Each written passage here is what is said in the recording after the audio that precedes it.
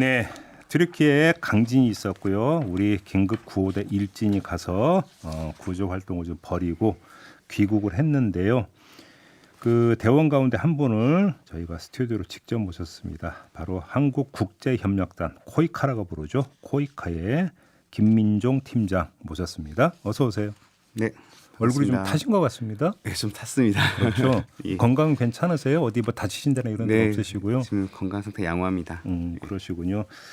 아무튼 참 참사 현장을 이제 직접 보신 건데 가서 딱 보셨을 때 느낌이 어떠셨어요? 네, 그 상당히 좀 참담했습니다. 그래서 저희 구조 현장이 이제 하타이주에 있는 안타키아 시였는데요. 네. 가장 그 피해가 큰 지역으로 외신들이 보도가 많이 한 지역이었습니다. 면적이 한 우리로 치면 강원도 원주시 정도의 규모였고요. 건물이 한 70% 정도가 붕괴되어서 사실 온전한 건물을 찾기가 힘든 상황이었습니다. 예. 그러니까 정말 뭐 저는 영상으로밖에 이제 볼 수가 없었습니다만 네. 참 영상으로만 봐도 참 처참한데 현장에서 직접 보면 어떨까 싶어서 좀 궁금해서 질문드렸고 이 긴급구호대 보면 구성이 코이카를 비롯해서 군인들도 있었고 소방대원도 있었고 여러분들이 지금 함께했던 거잖아요. 예, 맞습니다. 현지에서 뭐 협업 체계나 이런 데는 뭐 큰 문제는 없었습니까? 정말 한 팀으로 그 똘똘 뭉쳤던 걸로 저희 기억하고 있습니다. 이제 저희가 사실 이제 평시에도 이렇게 그 1년에 한 번씩 한 7개 부처가 그 합동으로 모의 훈련을 합니다. 그래서 작년 10월에 바로 약간 지진 대응 시뮬레이션을 같이 했던 것이 이번에 바로 이 그 상황이 발생했을 때 참 좀 유효하게 그 작용했다고 생각을 합니다. 평소에도 합동 훈련을 하시는군요. 예, 그렇습니다. 올해도 지금 6월달에 계획되어 있습니다. 사실 합동 훈련은 하는 게 맞죠. 예. 언제 무슨 일이 발생할지 모르니까. 예. 근데 아무튼 현지에서 구호 활동을 하시면서 좀 어려움 이런 것도 있었을 것 같은데 가장 어려웠던 게 어떤 거였어요? 그 가장 어려웠던 거는 아무래도 이제 전기, 상하수도, 통신 이런 것들이 모두 다 끊겨진 상태였고 특히나 이제 저희도 이제 그 인터넷 기반으로 업무를 하던 그런 부분이 있다 보니까 현장에서 한 3일 동안은 인터넷이 거의 작동되지 않았었습니다. 그래서 거기서 오는 불편함이 또 있었고요. 그다음에 이제 두 번째는 저희가 아무래도 이제 건물들이 계속해서 여진이 좀 있었고 네. 그 여진으로 인해서 건물들이 2차적으로 추가적으로 좀 붕괴될 좀 위험에 있었습니다. 그래서 우리 구조대원들이 좀 안전에 좀 위협이 될까봐 그런 부분에서 좀 제약 사항이 있었습니다. 그게 이제 또 이제 가장 어려웠던 점이기도 하겠네요. 예, 그렇게 그렇습니다. 본다면 현지에서 네. 진행을 하면서. 예. 근데 그 우리 구호대가 우리 구호대에 수색을 요청하는 경우가 상대적으로 특히 많았다고 하는데 맞습니까? 네, 다른 맞습니다. 나라 구호대보다? 예, 예. 왜 그랬던 거예요? 아무래도 이제 저희가 그 터키 우리 그 현지 주민들이 한국을 정말 형제 국가로 생각하구나라는 걸 많이 느낄 수 있었고요.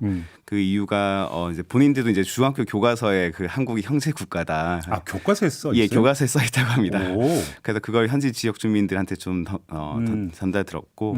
그다음에 저희가 구호대가 그러니까 터키 분들이 이제 아시아의 서쪽 끝, 그다음에 한국이 아시아의 동쪽 끝 이렇게 좀 떨어져 있다 보니까 저기 멀리서 이렇게 그렇죠. 120명이나 되는 그 인력들이 왔구나. 그 부분에 대해서 또 되게 감동을 했던 것 같고 그다음에 실제로 저희가 도착하자마자 수색 활동을 했는데 그날 바로 오전에 5명을 구조를 했습니다. 네, 맞아요. 네. 예, 그러다 보니까 그게 약간 이제 좀 소문이 나면서 지역 주민들이 정말 그 낮과 밤을 가리지 않고 저희 이제 그 수경지를 방문해서 예. 이렇게 그 구조 요청을 한 적이 있었습니다. 모두 8명의 생존자를 지금 발견하셨던 거죠? 예, 맞습니다. 현지에서. 예. 그러니까 이 8명은 모두 이제 좀 어때 그 부상 정도나 네. 이건 어느 정도였었어요? 좀 제각각연의 건강 상태가 양호하신 분도 있었고 거의 의식이 없었던 분들도 분명 또 있었습니다. 네. 예. 의식이 없었던 분도 있었고. 예. 그래서 오랜 시간 동안 그 보통 이제 골든 타임이라고 하는 72시간이 지나서 생존하셨던 분들이었기 때문에 상당히 좀 그 건강 상태는 좋지 않았다. 네. 하지만 저희가 이제 군의관과 그 간호장교분들이 같이 갔었거든요. 그래서 저도 이제 현장에서 배웠는데 이렇게 응급적인 처치를 하고 나서 구조 활동이 이어져야 쇼크사를 막을 수 있다고 합니다. 그래서 그런 부분들이 현장에서 바로 이루어졌기 때문에 예. 저희가 이후에 이제 그 병원으로 이송되었을 때는 지금 건강 상태를 많이 회복하고 계신다고 들었습니다. 근데 뉴스로 접했던 것 중에 하나가 지금 현지 치안 상태가 되게 좋지 않다. 약탈도 이루어진다. 이런 뉴스가 꽤 있었거든요. 예. 그러니까 우리 구호대한테는 큰 문제는 없었습니까? 사실 저희 이제 수경지 바로 앞에서도 네. 좀 그러한 지역 주민들 간의 갈등 사항은 있었습니다. 주민들 간에 예, 그래서 이제 저희가 있었던 그 안타키아 그 시가 한 30%가 시리아 난민이 이제 구성되어 있다고 합니다. 네.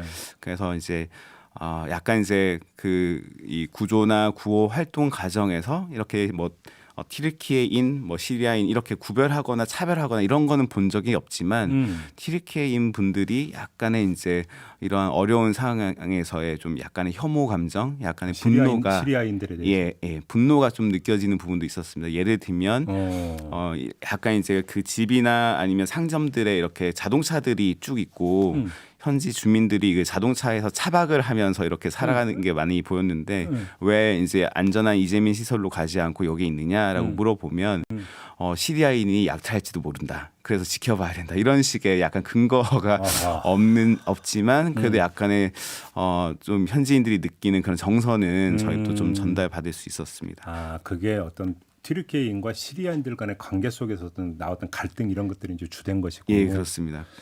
그리고 사실은 지진 피해에서 이제 그 생존했던 분들 같은 경우도 집에서 건물 안에서 기거는 못할 거 아니에요. 또 무너질지 모르니까. 맞습니다. 예. 그분들의 어떤 주거 상황도 되게 열악했을 것 같은데. 네. 그래서 저희가 사실 도착할 때 상당히 그 교통 정체가 심했습니다. 그래서 이제 저희가 파악하기로는 이제 저희가 도착하기 전에 이미 이제 그런 재난 지역에 있던 주민들에 대한 대피령이 이제 발동이 되어서 이제 안전지대로 이동 중에 있었고요.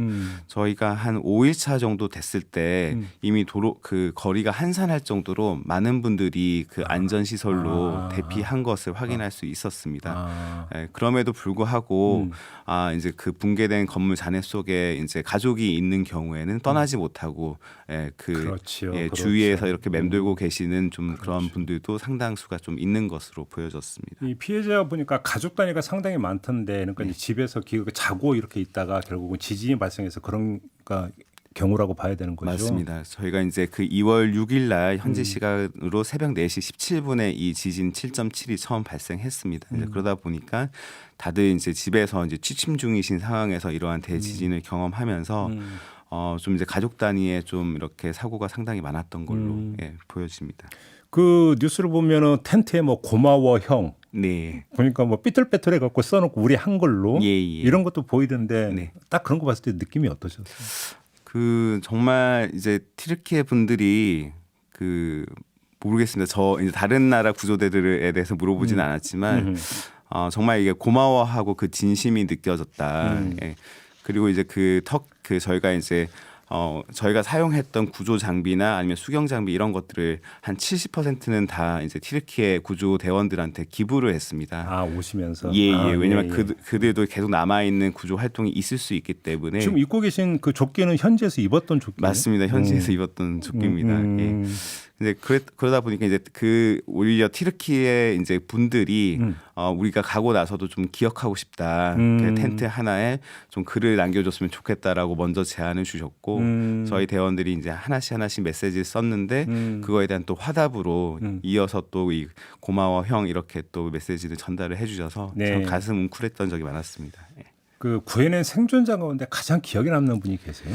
예, 그 아무래도 저희가 이제 마지막에 생존을 했던 그 두 분이 기억이 납니다. 그래서 이제 저희가 이제 지진 발생 136시간 만에 구조된 7번째 생존자와 이제 8번째 생존자가 모자지간이었습니다. 모자지간. 예. 그래서 먼저 이제 아들 남자 17살 친구를 먼저 구했고요.